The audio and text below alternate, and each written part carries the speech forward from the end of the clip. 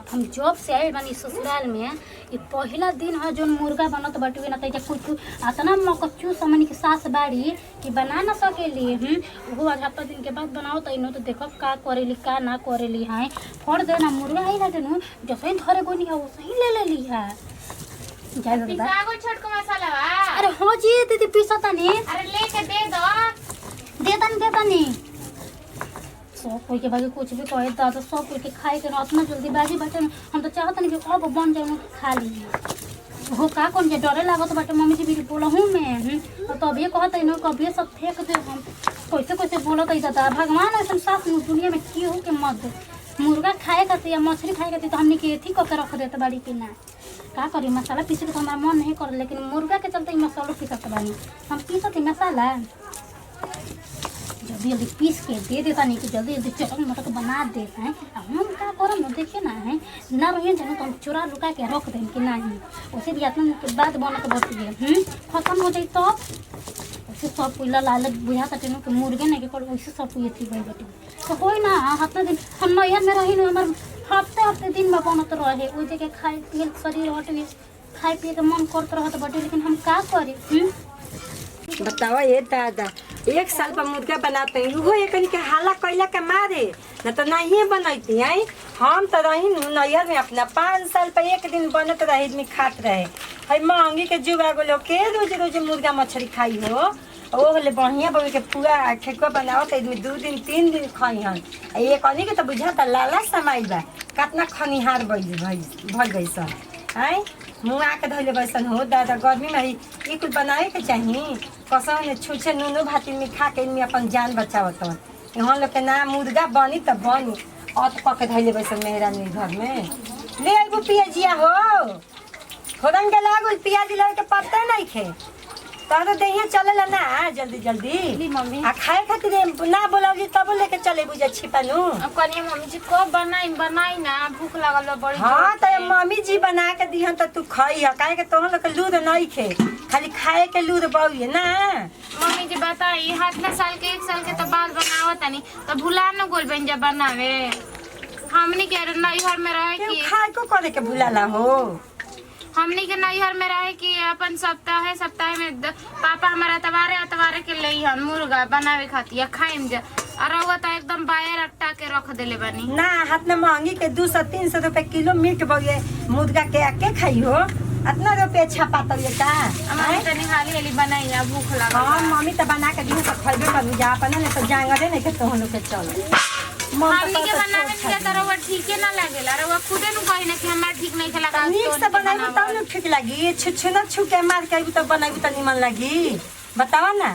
और ठीक बा मम्मी कने कि गरम मसाला ले ले आई का एगो पूछा तो अभी ले आके कुछ धरत नहीं कि नहीं के पास के हां मम्मी जी हटी हम बना दी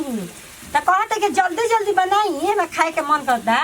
लाद चुआ तो इनका तो ठीक बा मम्मी रुक जाई गरम मसाला लेके आओ तनिया मसाला देखा है मेहरानी का प्याज चीज ले बैसन है बुझाता के एक फाड़ी डाल देले बैसन यही पता खीस बरला मन कर पिए उठा के छनका ले फेंक दी मुंह है पता है जानलू ठीक बा मम्मी लेके आओ हम तो लागेला ना कोनो काम करे में जितना खाए खातिर आगे आगे बैसन उतना कमो करे खातिर आगे आगे रहती सन तब न निक लागी तो उनको नहीं निक लागल बतावा हो जो कहे अलगू के पतो बिया कहे लेके ना मम्मी जी मुर्गा मछली मत ले आई महंगी के बाद जब 200 के मुर्गा ले आई जब 200 के तेल ले तो 15 दिन काम चली तो पैसा ऐसे नहीं बचेला एक के बचाए वाला नहीं खीसन एक के खैनी ढंगनी बैसन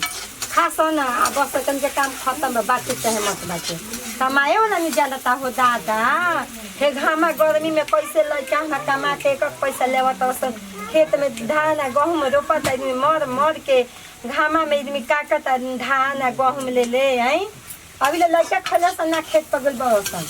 लेकिन के रोटी सब्जी ना बनावेला हो हमें कहीं फसौले बैसन आ जाई तो हाथ ना मने हमरा के बात बोली क्योंकि ई नहीं के के माई के हां मन तो करता जाई करहिया में लेके अकेले खा ली लेकिन का करबू मम्मी जी ऐसा बाड़ी नु कि मुंह में ले खाइलो निकाल ली हम देख ली हम तो अगर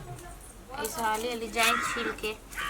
बतावा ऐसा सास भगवान नु दुश्मनों के नत दे खैला खैला बिना देह तोड़ देले भाई। बतावा हो आजू के देहिया टूटल काल गोले अलगो करी हन त कैसे आदमी करे। खैले रही तबे नु काल कमो करे में ठीक लागी। देह नई देहिया में जान रही तबे न आदमी कमो करी हो। चलो हाली हाली छील दही तो वो खातिर चिल्लाए लग जन कि का कर तड़े। का जी का कर दे खाना वाना बनैलू? आ हम कहा बने निरावे नु मम्मी मुर्गा बनाव तड़ी। एक भोरे के जान बैठल बाई लेकिन हां मुर्गा में डाली खातिर लहसुन अभी बनल नहीं का? ना अभी बनल नहीं खरावे नु मम्मी बनाव तड़ी। 1 घंटा हो गइल अभी तक ले का जन अरे कबे से बैल बजे अभी काहे इतना लेट कर दो जा? 1 घंटा ले का जन कौन बनाव तड़ी मुर्गा। बताई पेट में आग लागल बा इनका उ नहीं खे बुझात। एगो तो इतना दिन के बाद बनैले बड़ी ओही में लुसुर लुसुर लगैले बड़ी। अभी चावल नहीं बनल? चावल बन गुल बाजी चावल बना देनी है कैसे पाऊ चूल्हा पे बनाओ तड़ी तो तू काहे ना बनल जाके तोहरे बनावेला? अरे और हमर मम्मी के बनावल ठीक लागी तब नु हम बनाई ना तो कहली हई ऐसे कर देबे। अभी लेगो ने प्याज काट के तो कहते ये खाड़े प्याज काहे लेके आइल बड़े रे। अच्छा तो रुका जा दिन तो हम मम्मी को कहत नहीं। ठीक बा जाई देखी धरा इथी हम डाल दी दुकान। ठीक बा जाई। ए छोटको मसाला पिसा गुल हो इहो तो लुसुर लुसुर लगैले बई ना कि हाली हाली करी आ बनाई खा। हाला कहला के मारे हम मुर्गा बनाते 1 साल पर तो हम मुर्गा बनाती हो